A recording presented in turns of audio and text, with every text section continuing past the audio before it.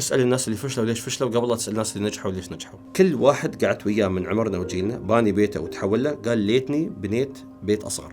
أي شخص يلحق دخيلك أعطيني بيزاج أنا بستثمرها، غالبا في رأيي أنا يعني المفروض ما تلتفتين لأبدا، يا أنا نصاب أو أنا ما عنده خبرة.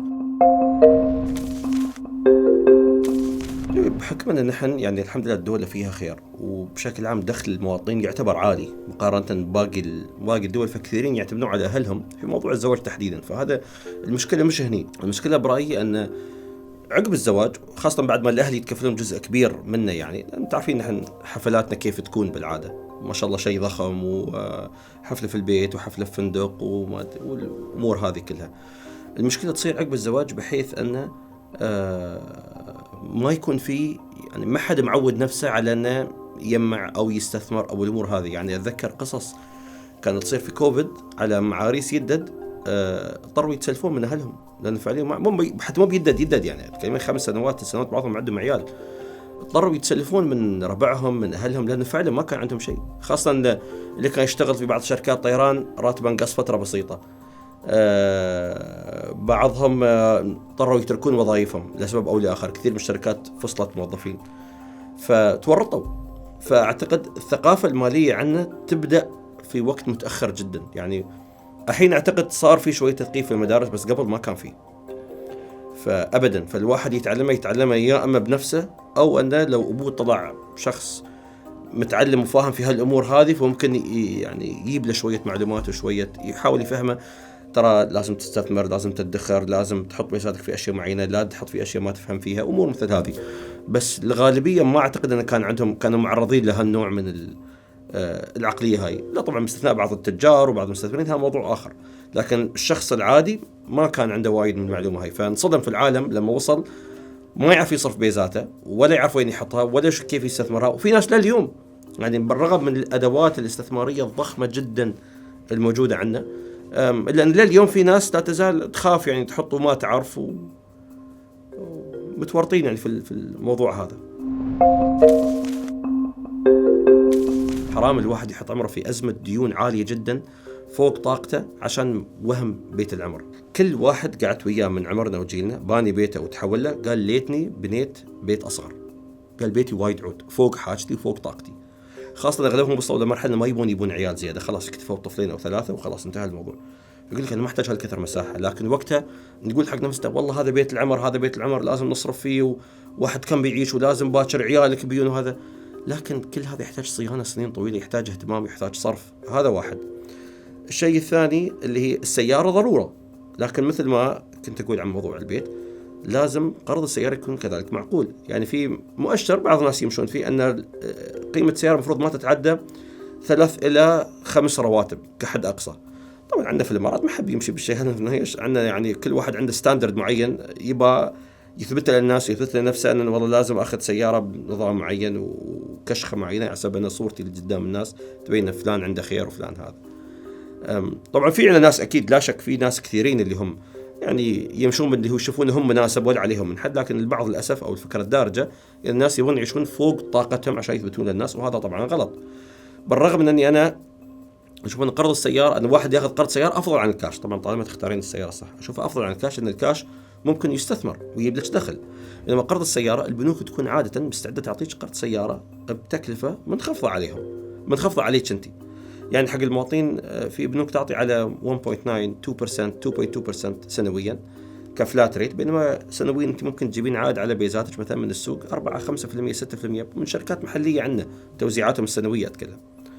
فأفضل الشخص يحط بيزاته الكاش في استثمارات ويدر العائد إذا هو يفهم فيها. أما إذا والله يقول أنا باخذ قرض وبحط بستثمر الكاش عقب ياخذ الكاش يقرر يصرفه في أمور أخرى، لا يعني رحم الله امرأ عرف قدر نفسه، كل واحد أدرب عمره يعني.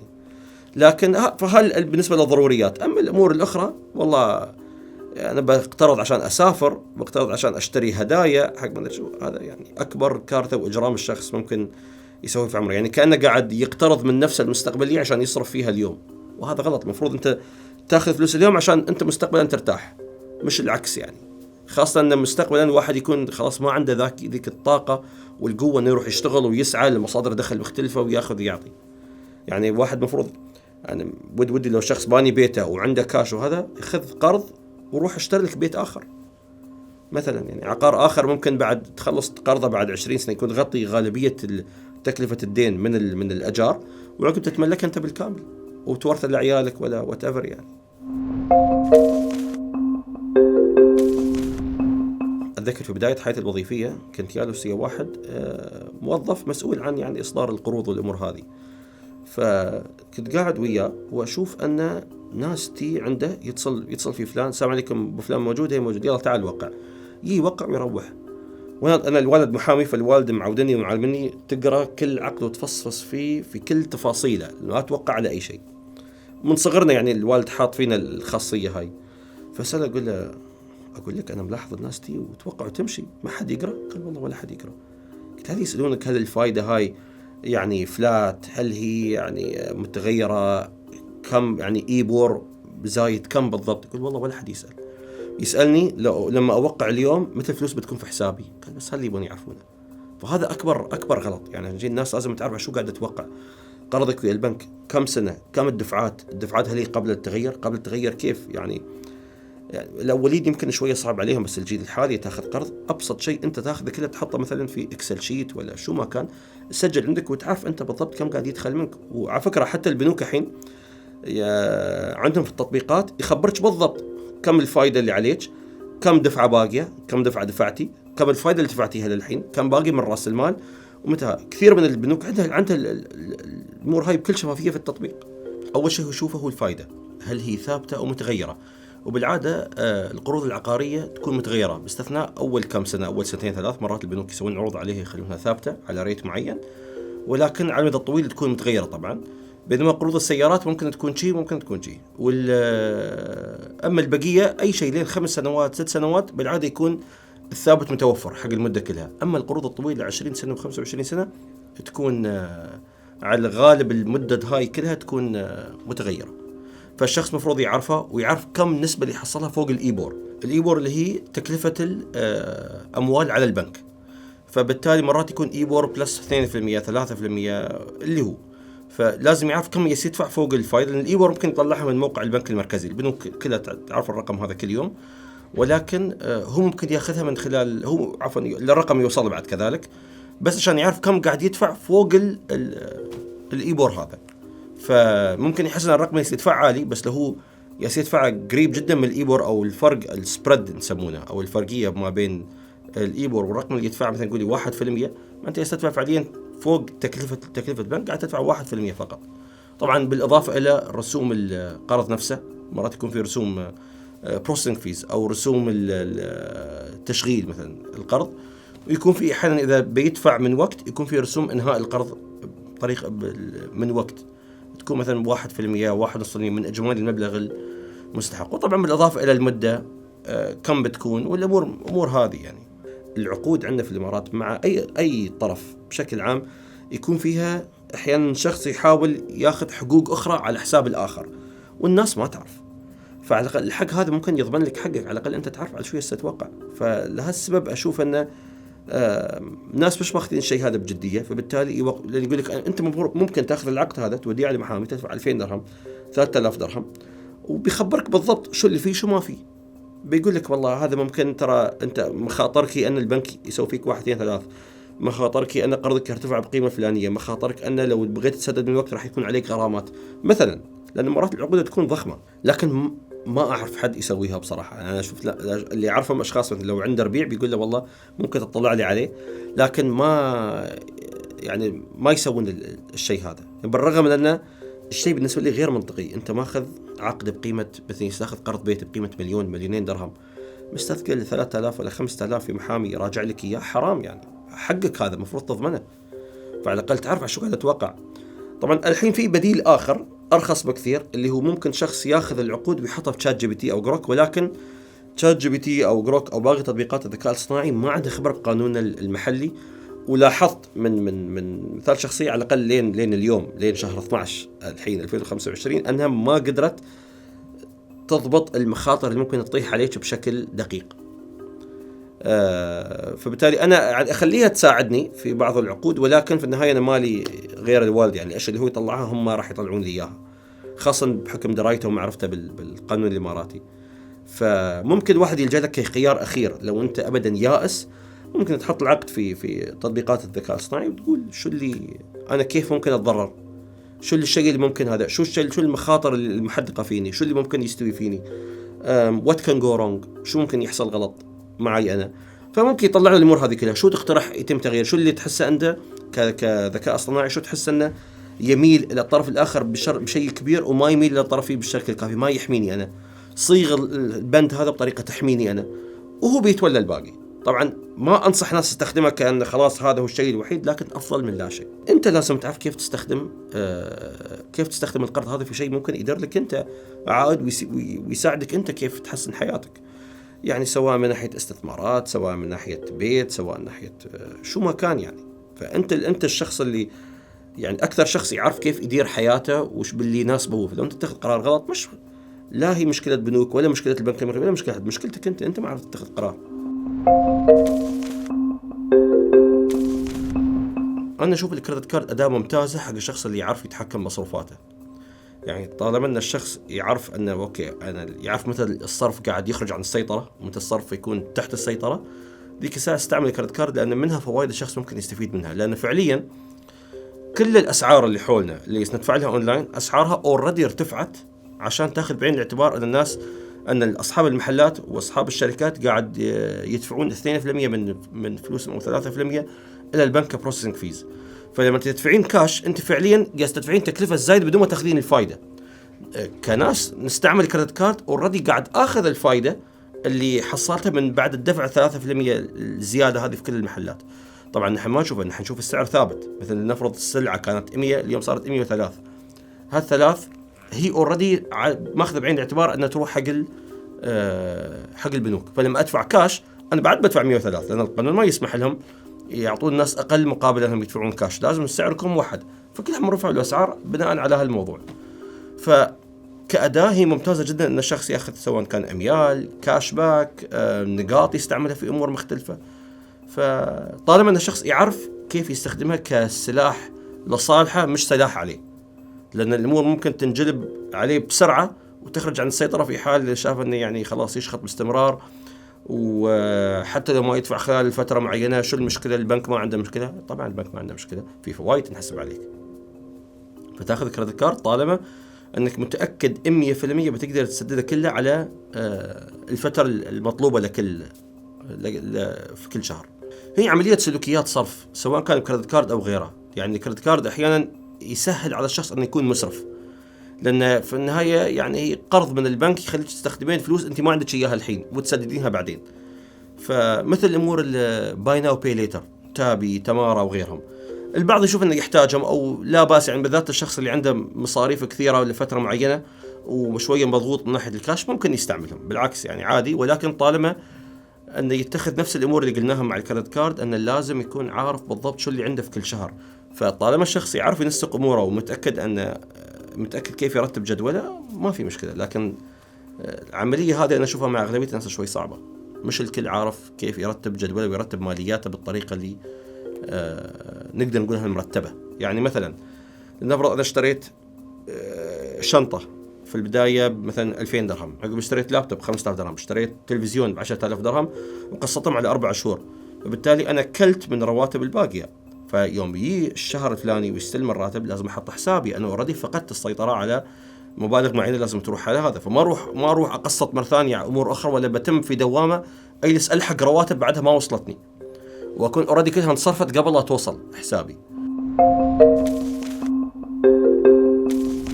يعني لو واحد يسألني شو أشتري حق حرمتي، أشتري لها ساعة ولا شنطة ولا ذهب؟ أقول أول شيء اشتري ذهب. طبعا الذهب نهاية يعيش وبيتم يعني بيحفظ قيمته على المدى الطويل.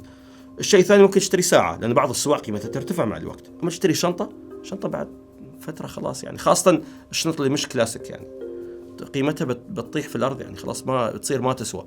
فحتى في الهدايا في فن ان الواحد ممكن يختار الهدايا في اشياء ممكن فعلا يكون لها يعني مردود، خلينا نقول انه يسعدني انا. يعني مثلا انا من اكثر الناس اللي يؤيد الناس انها تسافر، مصاريف السفر اشوفها بالعكس ضروريه. وهذا اعتقد ان الشخص انه يطلع ويشوف العالم يوسع مدارك الشخص ويرد له الروح ويطلع شويه من جو البلاد وجو البيت وجو الشغل، فضروري جدا. يعني مثلا دوم شيء حط في بالي أن الواحد ممكن بعد 20-30 سنة ما راح تتذكرين شو الشنطة اللي شليتيها، لكن بتتذكرين المكان اللي كنت جالسة فيه في فترة. والله تتذكر لما كنا جالسين مثلا في نيويورك، جالسين في هذاك الكافيه فوق اللي يطل هذا والجو كان حلو، الشعور في وقتها بتتذكرينه. لكن والله تتذكر يوم أخذت لي شنطة شانيل الستايل الفلاني من قبل 30 سنة، ولا بتعرفين وينها ولا بتتذكرينها. فيعني الواحد دائما أشجع أنه يصرف ويدلع على نفسه، لكن في الأشياء اللي واحد بيشيلها معاه للأبد، سواء كذكريات أو كقيمة في إيده. يعني أشوف بالذات الجيل هذا حتى كإنستراكشن ممكن يأخذك من باب إنه يطيع، لكن ما بيتعلم الدرس. حركة الوالد كان يسويها ويانا، كان يعطيني أنا وأخواتي مثلا $100 وما يعادل $100، يقول لي هذه اشتروا فيها أنتم اللي تبونه بدون ما تسألوني، لكن هذه مثلا مصروفكم حق هالأسبوع هذا كامل. وتتكلمين أيام سنة يعني 95 ولا 98، يعني كان مبلغ كبير يعني، مش هذا.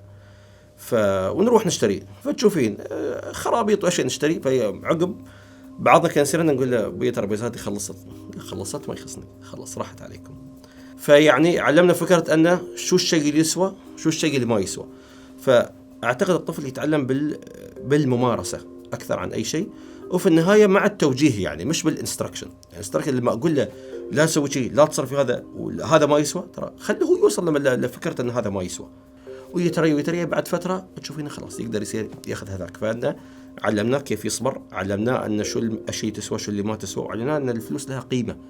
على الوقت اللي الولد أو الطفل يستلم فيه أول تلفون أو أول آيفون، يكون يستلم فيه مع كريدت كارد. وحين في بنوك توفر حتى كريدت كاردز يعني بليمت أنت تحطينه 50 100 ولا whatever، ومش إنه مش إنه بطاقة ديبت كارد، لا يكون كريدت فعليا. فالطفل حتى ممكن أنت رقميا ترفعين لي إياها كثر ما بغيتي، وحتى ممكن لو شخط فوق هذا يوصلك تنبيه أن ترى الولد شخط أكثر عن المبلغ المطلوب، فهل أنت توافق على العملية؟ نعم أوافق، أوكي خلاص. لأن مهم أن يكون عنده فكرة، يعني حتى أنا وايد أيد أن الطفل نفسه يكون يعرف إيش كثر فلوس عنده، إيش كثر أسهم في محفظته. خليه يطالع، خليه يشوف، خليه يعرف شو المشكلة. خليه يقول والله سهمي اليوم شو استوى فيه، طلع ولا ارتفع؟ زين والله السهم هذا والله قبل سنة حطيت 10,000 صار واليوم 12,000. زي أبويا بعطيك هالبيزات، أنا تو عمي عطاني مثلا هدية، حط لي إياهم في الأسهم بعد، خلي ترتفع زيادة. فتشوفين الطفل تلقائيا تصير عنده فكرة أنه والله أنا بستثمر، أبى أطلع بيزاتي الحين، أنا أروم أخذ البيزات أشتري لي فيها لعبة PS5 ولا شيء الحين، ولكن لو أنتظر بحصل سأكافئ على الانتظار هذا، وبيزاتي بتزيد بعد كم سنة. فدائما أيد الأطفال أفضل شيء يفتحوا لهم حسابات استثمارية ويدخلوا لهم في ويحطوا لهم فلوسهم في الأسهم تحديدا، ولما ترتفع اليهال بيدخلهم عائد جيد يبنون فيه مستقبلهم لما يحتاجون البيزات هاي فعلا. المشكلة في هذه هي فرق ان متى الشخص يتخرج من الجامعة اساسا، على ما يخلص الجامعة ويخلص يصير الخدمة الوطنية، تشوفين يبدأ حياته عمره 23 24. انا خلصت المدرسة عمري 16 وخلصت جامعة عمري 19 ويا الكورسات الصيفية وغيرها. فبديت حياتي من وقت اقدر يجمع من وقت، واقدر اتريى لما حصل وظيفة مناسبة، وفعلا تريت. يعني قعدت يمكن 4 شهور 5 شهور لما شفت الوظيفة اللي تناسبني. الحين الواحد قاعد يتخرج من الجامعة عمره 22 23، إذا دخل الجيش قبل أو بيدخل الجيش عقب، الجيش يروح ياخذ سنة إلى سنتين يمكن من عمر الشخص. فعلى ما يبدأ حياته أوردي وصل 24 25. فهذا متى بيعرس، متى بيفتح بيت، فما عنده وقت يتريى الوظيفة المناسبة في مجاله، فبالتالي يضطر يقبل بأي شيء موجود. تشوفين أحيانا المحامين يشتغلون كمصرفيين، تشوفين ناس دارسين، يعني مجالات مختلفة يشتغلون في شيء مختلف تماما عن هذا. يعني حتى لو تشوفين اليوم كثير من سواء البنوك أو غيرهم يقول لك والله إذا أنت خريج باتشلر شهادتك معدلك فوق الرقم الفلاني، ممكن نحن ناخذكم نوظفك عندنا وبندربكم وبنعلمكم من الصفر. فهاي نقطة تحسب لهم أنهم ما يدورون شخص بالضبط على التخصص اللي يبونه، بيكونوا مستعدين ياخذون مواطنين من عدة مجالات.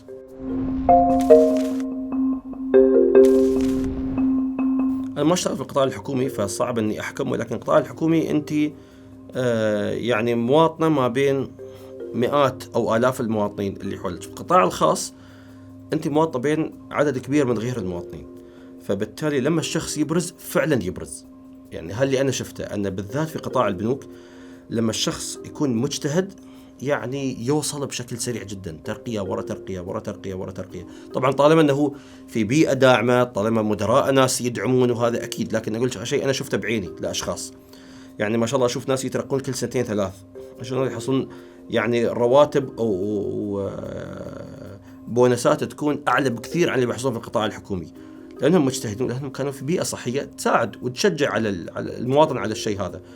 فأنا من مؤيدين القطاع الخاص، وأشوف أن الشخص لو هو مجتهد وفعلا يعني مستعد يتعب وحتى لو يشتغل ساعات طويلة، مفروض يتوجه للقطاع الخاص، تحديدا البنوك اللي أشوف فيها نقص مواطنين وفيه كمية فرص ضخمة. ولكن في ناس يبون يعني القطاع الحكومي، اللي يشوف والله أنا أضمن لي وأريح لي وأحب أشتغل في بيئة كلها مواطنين والشغل أكون عارف إنه أمور مثل هاي. مع أن حتى قطاع الحكومة الحين صاير شوية يعني يطالب بالابتكار، ويطالب أن الشخص شوية يعني يطلع من قوقعته ويبدأ شوي يشتغل خارج مجاله. يعني أنا ضد أن الشخص يروح للمكالمات الترويجية. نحن عنا ونحن نستثمر، بعضهم ممكن يكونون فعلا شركات فعلية وعندهم يقدمون خدمات، ولكن أنا ما أفضلهم. أي شخص يلحق دخيلك أعطيني بزاج أنا بستثمرها، غالبا في رأيي أنا يعني المفروض ما تلتفتين أبدا، يا أنا نصاب أو أنا ما عنده خبرة. يعني إدارة أموال الناس، إدارة أصول الناس هي يعني فن وعملية صعبة جدا، ويبي لها موافقات كثيرة ومش حي الله يحلي يسويها. بالإضافة الشخص اللي يعني أو المؤسسة أو الهيئة اللي تدير أموال الناس رسومها تكون ما بين 1 إلى 2%. لو أنت كشخص ريتيل تحطين لي 10,000 20,000، 1% أنا شو أسوي فيها 200 درهم هذه؟ ما أستفيد، ولا تدخل لي ولا تدفع لي أجار المكان ولا شيء. طريقة العمل مع الريتيل هم يستخدمون الأونلاين. لو مثلا في هيئة أو في شركة معينة تقول والله تخلي عن تطبيقنا هذا أوكي. أما لو أنا أتصل فيك شخصيا وأعطيك خدمة شخصية لك أنت، وأقول لك أعطيني بس 10,000 أو 5,000، لا سوري يعني. لكن يا أنا بياخذ مبلغ عالي جدا، أو أن الموضوع فيه ممكن يكون في نصب واحتيال، أو أن فعليا يعني المبالغ المعقولة في قطاع إدارة الأصول وإدارة أموال الناس ما تتعدى 1-2 بالكثير 3% على الأموال. لو أنا باخذ منك 10,000 وبعطيك خدمة شخصية 300 درهم، شو أسوي فيها؟ وكم شخص بعطيه خدمة شخصية؟ إلا لو أنا ناوي أخذ فلوسك وما أرجعها من الأساس. إذا أنت مبالغك صغيرة 50,000 100,000 200,000، فغالبا تستثمرها في أحد تطبيقات الاستثمار الآلي، وهو عددها كثير موجود في الإمارات ومرخصين وموجودين حتى لو على مواقع DIFC ADGM فضبي، ممكن تشوفون تطبيقات المرخصة. إذا مبالغك $1,000,000 أو 1,000,000 درهم 2,000,000 درهم لين حتى $1,000,000، ممكن تواصل مع أحد من البنوك، وعندهم كل البنوك عندها أقسام ويلث مانجمنت، أو أغلب البنوك عندها أقسام ويلث مانجمنت، ممكن يساعدونك، وفي النهاية ما فيها نصب واحتيال، لأنما أنت تختار الاستثمار اللي يناسبك.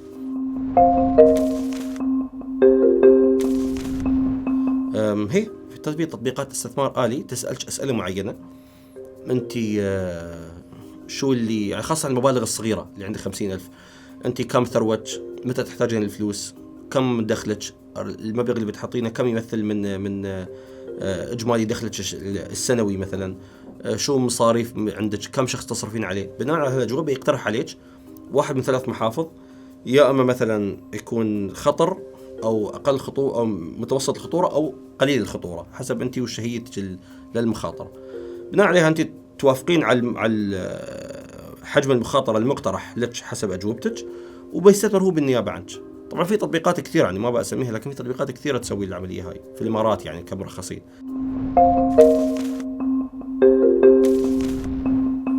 اسأل الناس اللي فشلوا ليش فشلوا قبل لا تسأل الناس اللي نجحوا ليش نجحوا.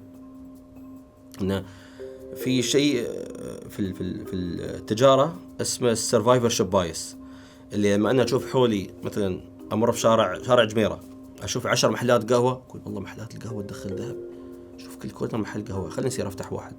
تفتح واحد تشوف أن المنافسة جدا صعبة، التكاليف جدا عالية، وتشوف أنك متورط.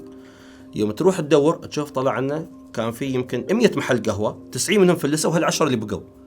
فعد ما قبل لا تشوف ال10 لو سمعت أن كان في 90 محل فلس، هل أنت بتكون متحمس تفتح محل قهوة؟ سألوه غالبا لا. أنا بتعرف أن الموضوع شوية أصعب ما توقعت. فأسأل الفاشل ليش فشل وليش بند، عقب روح اسأل الناجح ليش نجح، وعقب أنت تاخذ قرارك لما تشوف إنه هو مناسب. يعني الواحد يحاول يبدأ في مرحلة معينة. في ناس يقول والله أنا وايد متأخر، أنا كملت 10-15 سنة مو مسيب ولا شيء، ولا عندي ولا عقار ولا عندي شيء. طيب مو مشكلة، حاول تبدأ من الحين. يعني أبسط شيء، حط كل مصاريفك مثلا قدامك، شو يستصرف أنت شهريا، كم يصيروح على الترفيه، كم يصيروح على الأساسيات، كم يصيروح على غير الأساسيات، كم السفر، كم السيارة، وشوف شو تقدر تقص، شو تقدر تنزل، شو تقدر. لأن الفكرة طالما أنا ما أعرف شو ليش يصير في حسابي، ما بعرف كيف أدير أموري عقب. بعض الناس يقول لك والله أنا باخذ قرض بيت وبشتري شقة وعقب بحط عمري فهم من الواقع. ليش تعاقب نفسك؟ لا تعاقب نفسك. شوف أنت كم تقدر تحط. راتبك 30,000، 15,000 تروح على أساسيات، ما بين مثلا مدارس عيالك، ما بين مصاريفك الشخصية، ما بين قرض سيارة، شو ما كان. يبقى لك 15,000 مثلا ممكن تخفها على أمور أخرى، مثلا أمور عزايم، والله أشتري لي ثياب حق عمري كل شهر، ولا أشتري وشو ما كان اللي هو. فممكن جزء من هذه مثلا من هال15,000 الإضافية تأخذ تقول والله 5,000 بحطها في شيء آخر. وفي عندك خيارات كثيرة واحد ممكن يستثمر فيها ويحط فيها، لكن لازم الواحد يبدأ في مرحلة من المراحل، سواء كان عمره 25 أو كان عمره 40، لكن الواحد لازم يبدأ.